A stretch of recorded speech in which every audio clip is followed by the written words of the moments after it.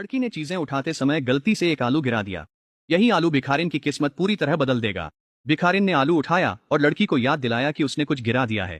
भिखारिन की गरीबी देख लड़की ने उसे रेस्तरां की रसोई में काम दे दिया। उसका मांस काटने का हुनर देख सब हैरान थे, क्योंकि उसका हर टुकड़ा बिल्कुल बराबर था। रसोइयों ने माना कि मुख्य शेफ भी ऐसा नहीं कर सकता। असल में वह कुकिंग प्रतियोगिता का 3 बार का विजेता था, जिसे उसके शागिर्द ने चाय में जहर देकर इस हाल में पहुंचाया था।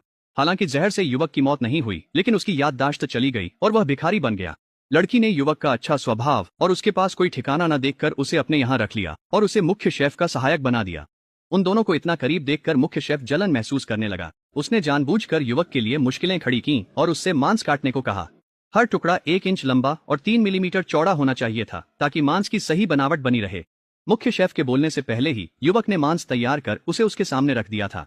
मांस के टुकड़े बिल्कुल सही थे, उनमें कोई भी अंतर नहीं था। सभी ने युवक की चाकू चलाने की कला की तारीफ की और कहा कि वह मुख्य शेफ से भी बेहतर है।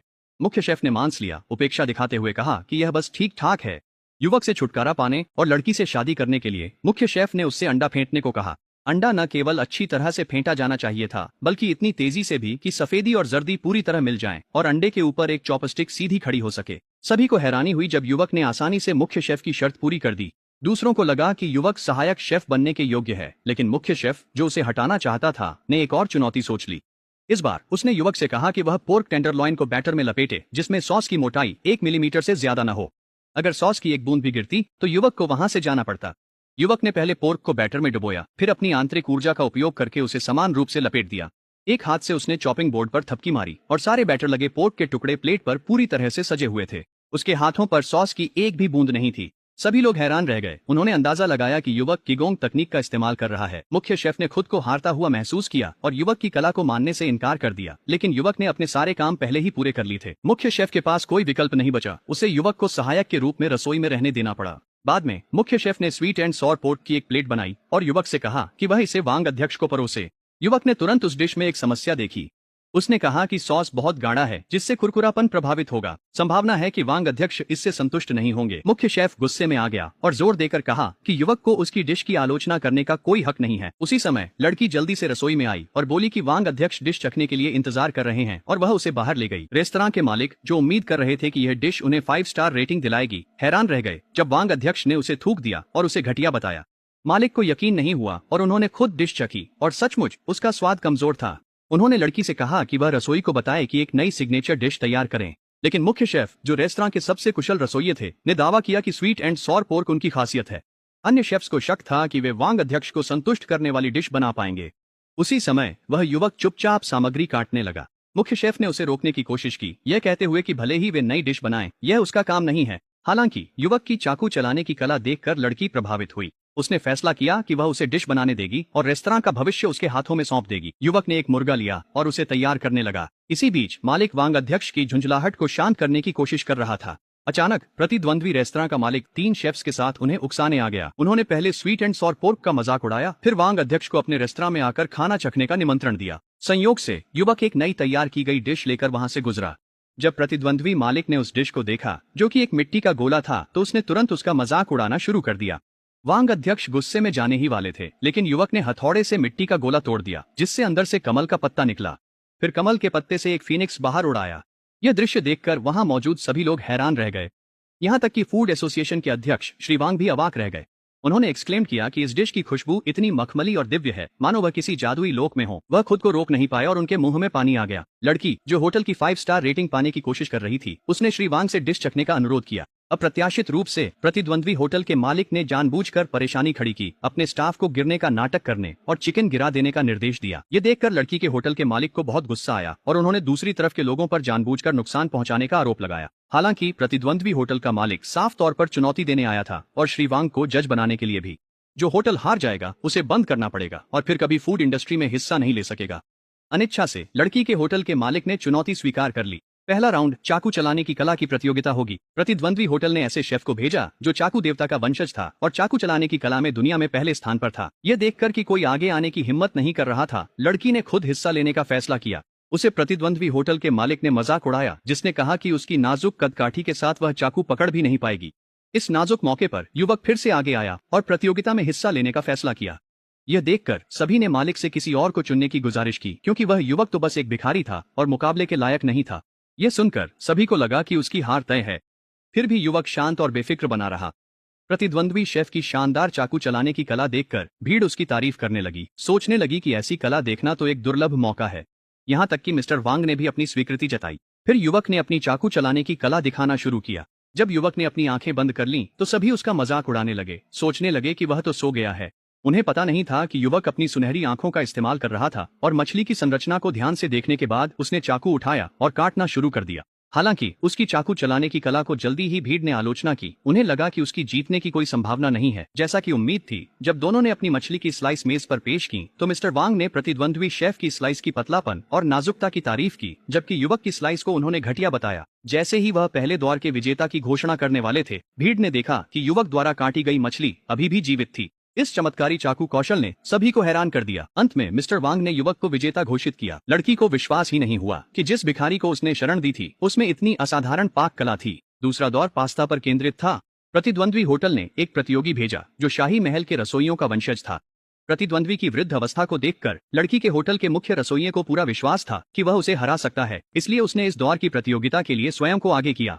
वह अपनी बनाई हुई नूडल्स पर पूरा भरोसा जताते हुए वृद्ध प्रतियोगी का मजाक उड़ाने लगा और दावा किया कि उसकी हार निश्चित है। हालांकि उसने उस व्यक्ति की असली क्षमता को कम आंका था। उस व्यक्ति ने अपनी आंतरिक शक्ति का उपयोग करके आटा गूंथा, फिर आटे को लंबी पतली नूडल्स में फैलाना शुरू किया और यहाँ तक कि उन्हें अपने सिर के चारों ओर घुमाने भी लगा। इस समय किसी ने महसूस किया कि वह व्यक्ति ड्रैगन डांस नूडल्स बना रहा था। युवक की याद दिलाने पर मुख्य रसोइये ने जल्दी से नूडल्स को पकाने के लिए बर्तन में डाल दिया। जब दोनों पक्षों ने अपनी अपनी नूडल्स कटोरियों में परोसी, तो युवक को पहले ही यकीन हो गया था कि मुख्य रसोइया हार चुका है। और सचमुच मिस्टर वांग ने दोनों व्यंजनों का निरीक्षण करने के बाद प्रतिद्वंद्वी होटल को विजेता घोषित कर दिया। इससे मुख्य रसोइया बहुत निराश हो गए। अब दोनों होटलों के बीच स्कोर 1-1 हो गया था और तीसरे राउंड में विजेता तय होना था। तीसरे राउंड में प्रतियोगी अपनी अपनी एक डिश बनाएंगे। लड़की को युवक की पहले की असाधारण पाक कला याद थी, इसलिए उसने तय किया कि इस राउंड में वही होटल का प्रतिनिधित्व करेगा। हालांकि मुख्य रसोइया और अन्य लोग सहमत नहीं थे, लेकिन युवक को ही मुकाबले में उतारने के अलावा कोई विकल्प नहीं था। प्रतिद्वंदी होटल के प्रतियोगी को देखकर होटल के मालिक ने चौंकते हुए कहा कि वह पाक कला के भगवान का पोता है। सभी को लगा कि वे यह राउंड पहले ही हार चुके हैं, लेकिन वे यह नहीं जानते थे कि वह युवक खुद पाक कला का भगवान है। जल्द ही तीसरा राउंड आधिकारिक रूप से शुरू हो गया। पाक कला के उस्ताद के उत्तराधिकारी ने सी ककड़ी और अबालोन तैयार किया था। किसी ने देखा कि वह दुनिया का नंबर 1 सूप बना रहा है। यह डिश बनाना बेहद कठिन था। सबसे पहले सामग्री को चाकू से बहुत तेजी से प्रोसेस करना पड़ता था। फिर धीमी आंच पर पकाते समय मसालों और तापमान को सटीकता से नियंत्रित करना पड़ता था, तभी सूप की ताजगी को अधिकतम सीमा तक बनाए रखा जा सकता था। आम लोग केवल टीवी शो पर ही पाक कला के उस्ताद को यह सूप बनाते हुए देख सकते थे। किसी ने उम्मीद नहीं की थी कि वह युवक भी वही सूप बना रहा होगा।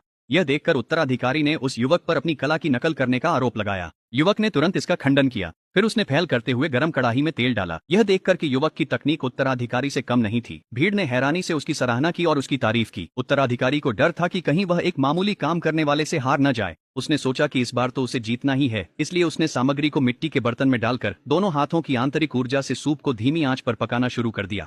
यह देखकर कि युवक लगभग तैयार हो चुका है, उसने वास्तव में अपनी आंतरिक ऊर्जा का उपयोग करके दूर से ही युवक के मिट्टी के बर्तन को चकनाचूर कर दिया। उसने युवक का मजाक उड़ाया कि वह तापमान नियंत्रित नहीं कर सका, जिससे मिट्टी का बर्तन फट गया। यह देखकर युवक नाराज नहीं हुआ। इसके बजाय उसने उत्तराधिकारी की आलोचना की कि वह एक योग्य रसोइया बनने के लायक नहीं है। अब जबकि प्रतियोगिता का आधे से अधिक समय बीत चुका था, युवक द्वारा तैयार की गई सामग्री भी नष्ट हो चुकी थी। वह सूप नहीं बना सकता था। किस्मत से जजों ने उसे बची सामग्री से दूसरा व्यंजन बनाने को कहा, पर सिर्फ एक पत्ता गोभी के साथ वह उत्तराधिकारी के सूप का मुकाबला नहीं कर सकता था। कुछ ने तो उसे हार मानने को कहा। पास खड़ी महिला सीईओ ने हार नहीं मानी। उसने युवक का हौसला बढ़ाया और उसे आगे बढ़ते रहने के लिए कहा। युवक ने बची हुई एकमात्र पत्ता गोभी उठा ली। उसके दिमाग में एक शानदार डिश का विचार आया। विरोधी के मजाक की परवाह किए बिना उसने अपना ध्यान पत्ता गोभी तराशने में लगाया। 2 मिनट में उसने उबली पत्ता गोभी की डिश तैयार कर दी। प्रतियोगिता समाप्त होने के बाद जजों ने दोनों व्यंजनों का स्वाद लेना शुरू किया। दुनिया का नंबर 1 सूप जो पाक कला के उत्तराधिकारी ने बनाया था, उसे देखकर किसी ने उत्साहित होकर कहा, अगर मुझे एक निवाले के लिए अपनी सारी जमा पूंजी भी खर्च करनी पड़े तो भी यह इसके लायक होगा। तब तक जज दोनों व्यंजनों का स्वाद छक चुके थे। जैसे ही वे पाक कला के उत्तराधिकारी को विजेता घोषित करने वाले थे, युवक ने चिल्लाकर कहा, रुकिए, मेरी डिश तैयार है। आपने तो इसे छका भी नहीं। आप कैसे मान सकते हैं कि उत्तराधिकारी ही जीतेगा? जजों ने उससे कहा कि भले ही उसकी उबली हुई पत्ता गोभी तैयार हो गई हो, लेकिन उसकी तुलना सी ककड़ी और अबालोन से बने सूप से नहीं की जा सकती। यह इसलिए नहीं था कि उस युवक में पाक कला की कमी थी, बल्कि इसलिए कि खुद सामग्री कभी जीत नहीं सकती थी। युवक को पूरी तरह विश्वास था कि उसकी उबली हुई पत्ता गोभी स्वादिष्ट है। जैसे ही उसने पत्ता गोभी पर पानी डाला, वह पलक झपकते ही फूल की तरह खिल उठी। यह दृश्य देखकर सभी लोग हैरान रह गए। जजों को उम्मीद नहीं थी कि युवक को यह डिश बनानी आती होगी। उन्होंने कहा कि उबली हुई पत्ता गोभी वही डिश है जिसने पाक कला के उस्ताद को चैंपियनशिप दिलाई थी। ये डिश लगातार 10 वर्षों तक फूड चार्ट में पहले स्थान पर रही थी। उत्तराधिकारी बोला कि उसके गुरु भी इसे इतनी सफाई से नहीं बना पाते। वह नहीं माना कि एक रसोइया इतनी बेहतरीन पत्ता गोभी बना सकता है। युवक ने कहा, इसे छक कर देखो। जैसे ही उसने स्वाद चखा, वह तुरंत हैरान रह गया। पाक कला के उत्तराधिकारी को हार मानते देख जजों ने घोषणा की कि युवक प्रतियोगिता का अंतिम विजेता है। उस युवक ने होटल को जीत दिलाने में मदद की। उसने चुनौती देने आए प्रतिद्वंद्वी होटल को पीछे धकेल दिया। इसके बाद से प्रतिद्वंद्वी होटल बंद होना शुरू हो गया। उत्तराधिकारी को विश्वास था कि युवक ने चुपके से उबली पत्ता गोभी की रेसिपी सीख ली है। उसने तुरंत अपने गुरु को फोन कर इसकी सूचना दी। गुरु को पता चला कि वह युवक वही पूर्व पाक कला मास्टर है।